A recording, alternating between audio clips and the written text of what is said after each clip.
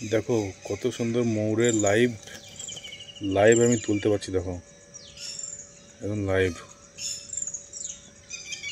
ভাগ্যটা খুব ভালো যে ময়ূরটা আমাকে এভাবে সামনে পোজ দিচ্ছে। আওয়াজ সহ দারুণ দারুণ দারুণ লাগছে, দারুণ লাগছে। দেখো সিন এটা সকালবেলাতেই ময়ূরটা গাছ থেকে নেমে এরকম একটা পোজ দিচ্ছে। কত বড় পাখমটা মেলেছে।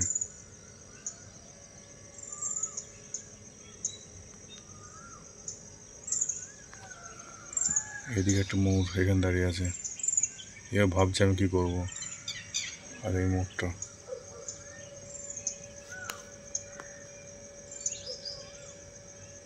খুব সুন্দর।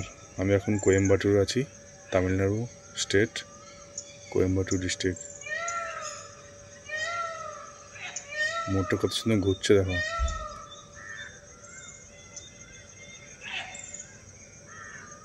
দারুণ দারুণ লাগছে।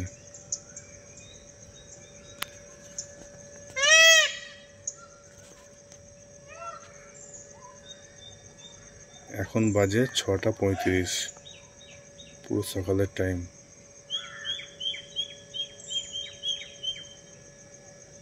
এই সিনটা দেখো, একদম সামনে থেকে ময়ূরটা হেঁটে যাচ্ছে দেখো।